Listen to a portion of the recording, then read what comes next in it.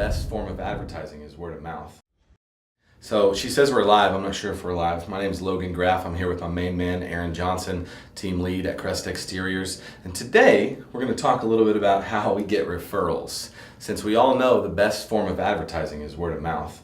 The best kind of customer you can get is somebody that says, hey, I got your name from so-and-so. You guys did a good job for him. I need to get my roof replaced, or I need to get some work done on my house. Here's my paperwork. Go get it done. Go for it. Those are the best kind. Yeah, I think the best option is when you build the relationship with a customer that we've done work for, we've done the roof, they've made that conscious decision to go with us. When they go to their neighbor and they tell them, hey, look, these guys are great. They did this, they hit every X that, they dotted the I's. Everything got wrapped up and taken care of. That's the strongest thing. We can go in and be the best sales guys we can be, or promote ourselves online and be a great company, but still nothing's going to be as good. Your neighbor Bob over here that you see 5 times a week, you say hi to every evening, comes over, probably talk about what truck you drive.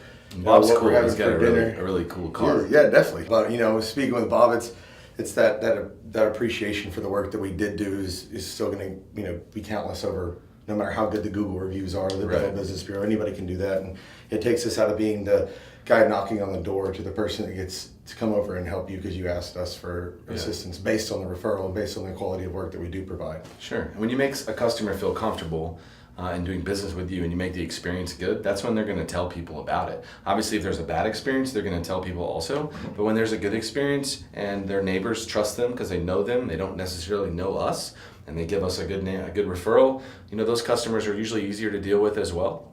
So doing what you say you're going to do is not enough. Because if you go into McDonald's and you order a number 1 with cheese and that's what you get, you don't high five the guy that brings it to you and say, man, excellent job, you got my order right. No, you just take your food and you leave.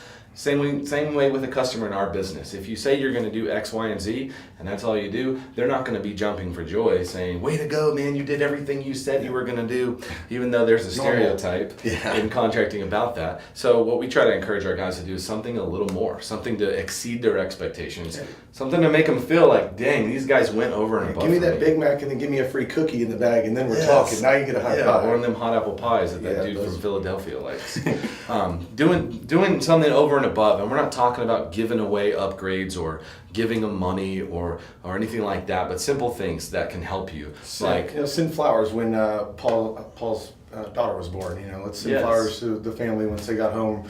Little stuff like that. He called us 3 days later and was just baffled and went to 2 of his neighbors and was like, hey, I'm going with this guy. He's going to roof our house. It was a simple gesture. We hadn't even done any work for him yet. Yeah. But it's part of, even the gesture of going above and beyond and paying attention to even knowing that one of our customers has a baby on the way. Yeah. Having a relationship. Huge difference. And not just being their roofer, being their friend, being somebody that they can call and ask for information. At the end of the day, some of the best customers, when they say, hey, you want to have a beer in the garage and we're done working, you've made it then. That's that referral. But a lot of the referrals also come from me getting to know the neighbor in the process of working, not as much the homeowner taking me and introducing me, but walking on the neighbor's side of the yard, picking up a little bit of trash. If there's something over there, they notice that gesture, then they're interested in us. And then when we do leave, they go over and then, they approach our customer and ask them, hey, I saw the project manager over here cleaning up, or he was treating it, him and his guys were all in Crest shirts. Yeah. What do you think, how they do, how the paperwork go? And then as long as we take care of that job, we may not have pushed them to go over and knock on the neighbor's door, but still because we did our job and we set a good gesture with the neighbors, they may go ask for that information too, which is still, the same thing as a referral, but because we did our job, the neighbors, oh yeah, they're great. I was going to tell you to use them anyways, blah, blah, blah. But, it's just those little bitty things of getting noticed that really stand out. Nobody really cares if there's a little piece of trash in their yard. You don't realize some, but when you get a roof put on, you start walking around and looking at all the trash in your yard. It's a McDonald's wrapper from 6 years ago, but what, if it's there after we roofed it, it's something you can pick it up. So. Sam taught me that when I first started in this business. When the roof's done, the customer doesn't go outside and look at the roof and say, oh, you guys did a great job. They come out and look at their yard and make sure that the yard is clean. They may not even look at the roof. They say, oh, the yard's clean? Yeah, you guys did a good job. Or if it's not, they say, oh, you guys are awful. You're horrible. One other thing, this is for the sales guys and the sales team. You got to think about little things like this. What would the neighbor think if you were over there the day they're finishing the roof and you had a broom in your hand and you were sweeping the sidewalk? Or what would they think if the day after the roof is done, you go over there with a pressure washer, or send one of our subs over there with a pressure washer to pressure wash the driveway? Something like that. There's all types of little material that get left on a job. Whether you clean it or not, you're going to find a nail, you're going to find a wrapper from a shingle package, something like that is going to be found.